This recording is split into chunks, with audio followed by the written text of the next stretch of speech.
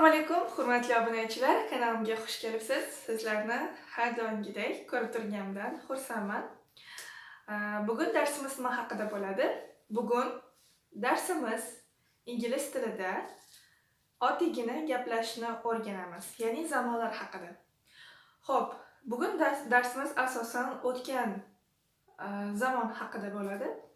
Bu o'tgan zamon haqida sizga tushuntirish berib o'tishdan avval shu narsani aytib o'tgan bo'lardim, ya'ni misol tariqasida. Misol uchun biz oddiy kundalik hayotimizda kimdirlar bilan suhbatlashamiz.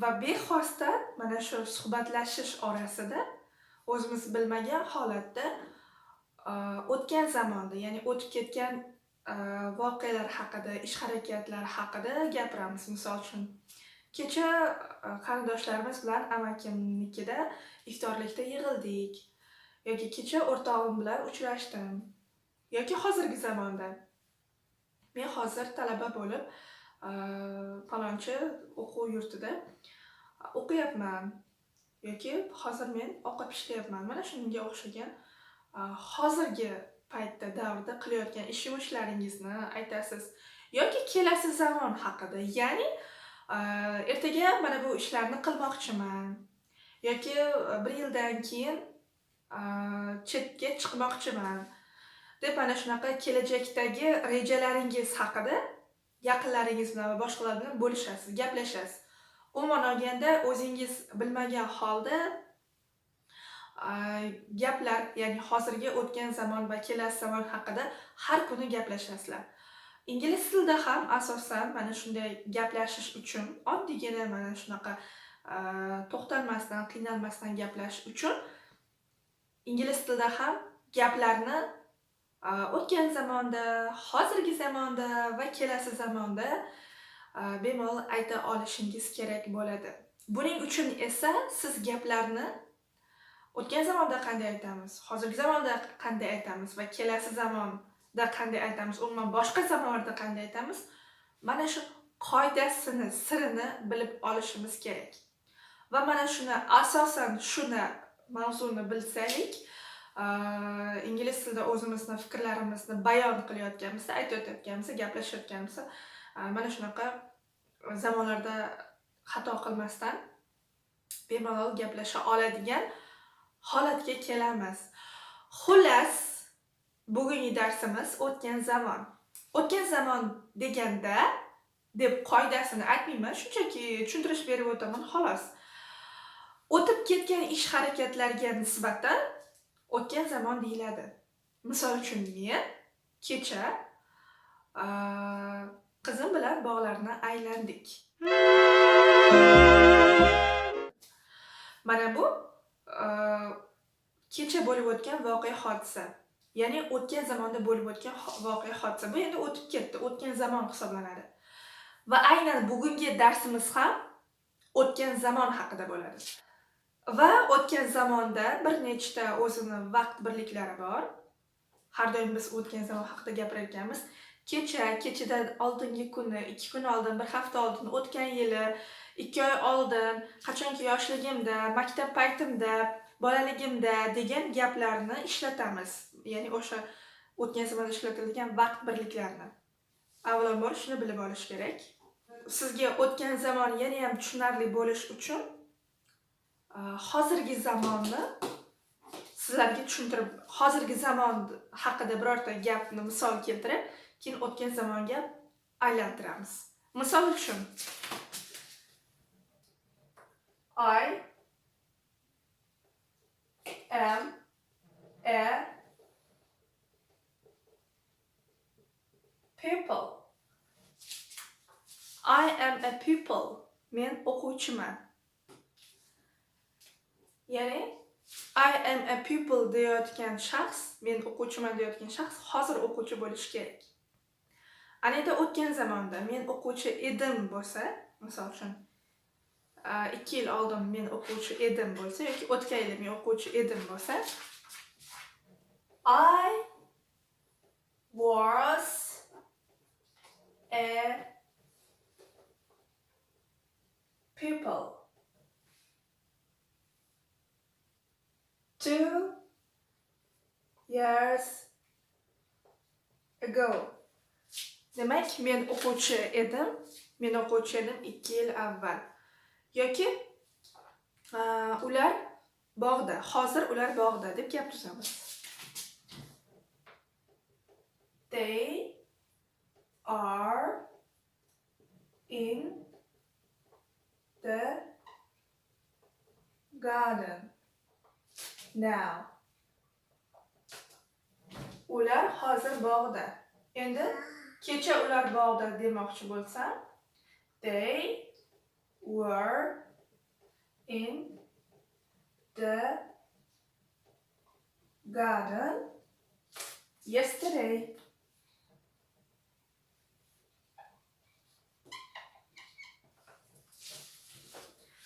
E'tibor bersangiz, hozirgi zamondagi to be fe'li am o'tgan zamonda aylanyapti was'ga.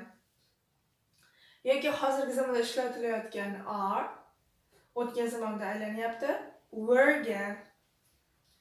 Demak, ko'rib turganlaringizdek am was'ga o'zgardi, are esa were'ga o'zgardi. Qolgan gaplar xuddi shundalikcha qoldi.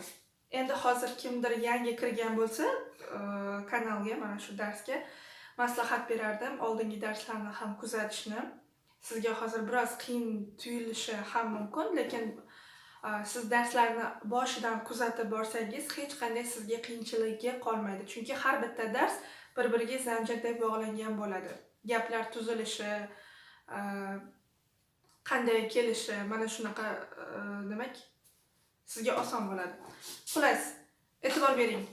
Hozirgi zamonda ishlatayotgan to be fe'limiz am, is, are o'tgan zamonda was, were'ga o'zgaryapti.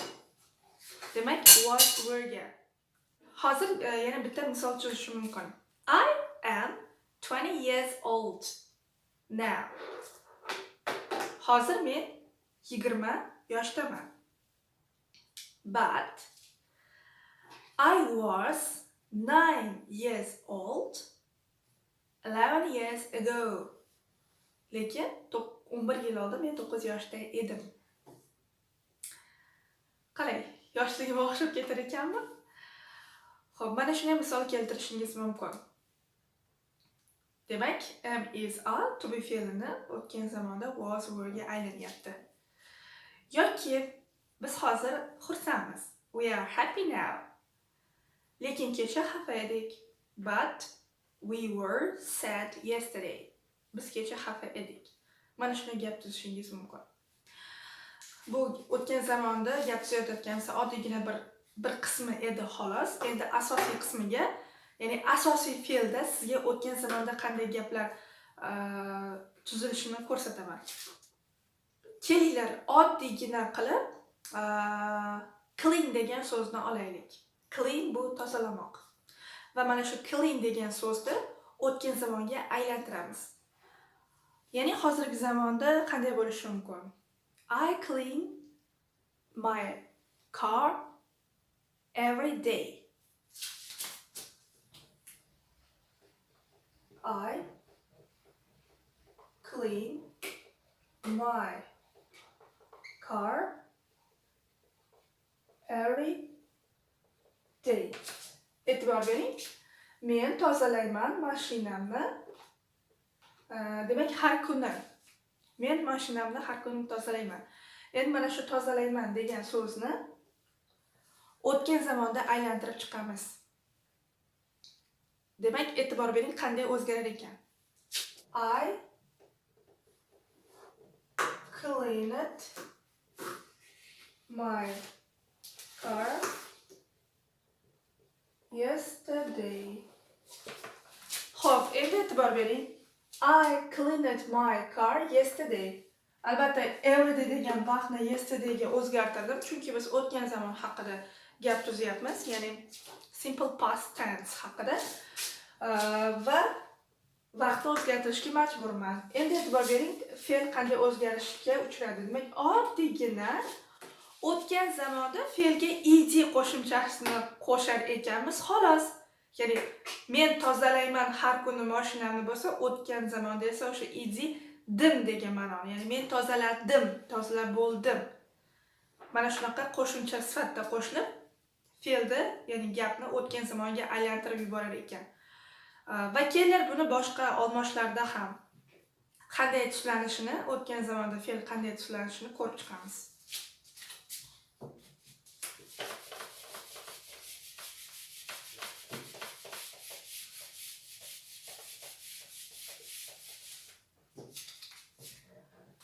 I, you, he, she, it. We, you, they. Ana endi mana shu olmoshlarga men o'sha fe'lni qo'yib chiqaman. Clean, clean, clean, clean, clean.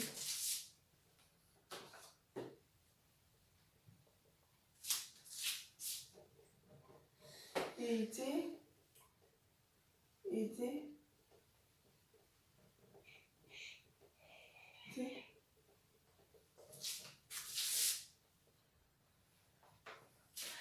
Mana e'tibor bering, o'sha clean degan fe'llarga men shunchaki id qo'shimchasini qo'shib chiqdim. Ya'ni bo'ladi. I cleaned, men tozaladim. You cleaned, siz tozaladingiz. He cleaned, u tozaladi. She cleaned, u tozaladi. It cleaned, u tozaladi. Demak, we, you, they cleaned. Biz, sizlar, ular tozaladi. Demak, o'tgan zamonda bo'lyapti. Ana ko'rdingiz qanchalar oson. Shunchaki fe'lga id qo'shimchasini qo'shib qo'ysangiz kifoya bo'lar ekan. Demak, gaplarni o'tgan zamonda aylantirishdi. Kelinglar endi bir nechta gaplar tuzib chiqamiz.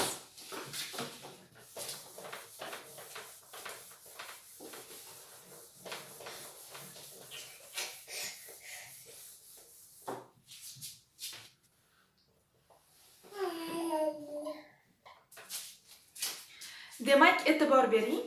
I played the guitar last night. Men o'tgan kecha gitara chaldim. Demak, qarang. Play degan fe'lga shunchaki boya aytgandek id qo'shimchasini qo'shyapmiz. O'tgan zamonga aylanyapti, xolos. Va yana he washed his hands an hour ago. Demak, u qo'llarini bir soat oldin yuvdi. Bunda ham e'tibor bersangiz, wash yumoq fe'liga shunchaki id qo'shilgan, ya'ni o'sha degan o'tgan zamonga aylantiruvchi qo'shimcha va o'tgan zamonga aylandi qoldi. Deyarli hamma fe'llarga mana shunday o'tgan zamonda aylantirishda id qo'shib ketaverasiz degan gapni gapirishni juda xohlardim, lekin biroq unday emas. Siz ingliz tilida fe'llarni o'tgan zamonga aylantirmoqchi bo'lsangiz, hamma fe'llarga id qo'sha olmaysiz. Ya'ni qoidada mustasno shakli mavjud. Ana shu fe'lni sizga tushuntirib o'taman.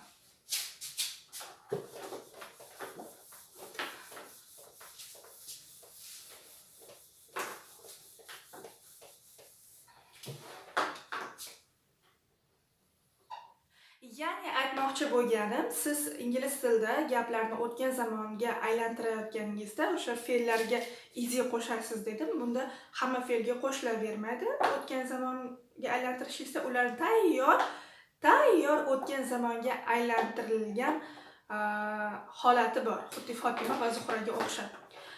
Va aynan shu jihatdan fe'llar ikki turga bo'linadi. Ya'ni id qo'shiladigan fe'llar to'g'ri fe'llar va id qo'shimchasi qo'shilmaydigan o'zini tayyor o'tgan zamonga shakli mavjud bor so'zlar va noto'g'ri fe'llar. Ya'ni to'g'ri fe'llar regular verbs, noto'g'ri fe'llar irregular verbs. Mana shuni sizga tushuntirib o'taman.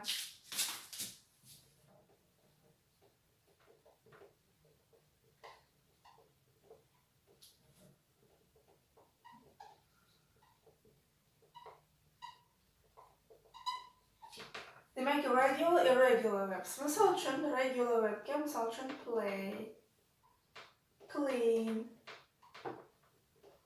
wash, boyagi fe'llarni yozdim, ya'ni bularga siz ed qo'shimchasini qo'sha olasiz. O'tgan zamonga aylantirishga played, cleaned, washed deb. Lekin yana bir shunday so'zlar borki, misol uchun go, do, yana have. Demak, bormoq, go, do, bajarmoq, have, bor bo'lmoq. Mana shu fe'llarni, demak, bordim, bajardim, bor edi deb o'tgan zamonda aylantirayotganingizda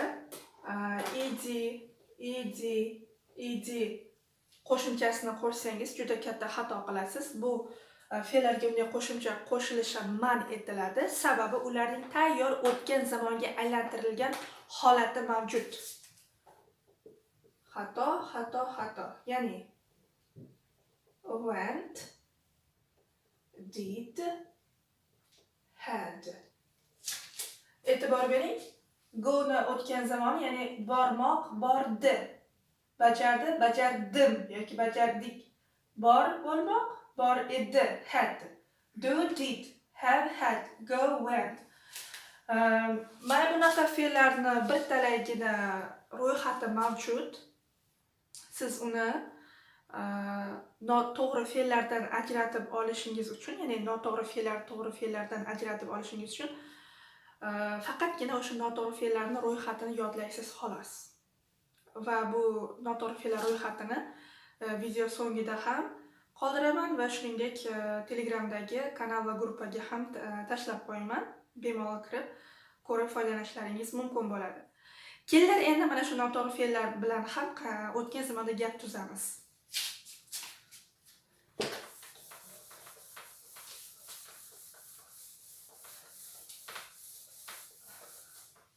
I go to the school every day. I went to the school yesterday. E'tibor bergan bo'lsangiz, go, went yalan hech qanaqa ed qo'shimchasi qo'shilmadi. Bu qiyin emas, mana shunday tarzda gaplar tuzib ketaverishingiz mumkin. Ana endi men sizlarga uyga vazifa tariqasida bir necha gaplar qoldiraman. Sizlar esa uni bajarib kommentda qoldirasizlar. Demak, birinchi gap. Kecha men bog'da olmalar terdim. Ikkinchi gap. Ular o'tgan yili Fransiyaga borishdi. Uchinchi gap. Biz ertalab to'yimli nonushta qildik. Mana shu gaplarni demak tarjima qilib kommentda qoldirasizlar. Bugungi darsimiz shundan iborat edi. Agarda sizlarga tushunarli bo'lgan bo'lsa, juda ham xursand bo'lgan bo'lardim. Keyingi darslarda ko'rishguncha. Goodbye.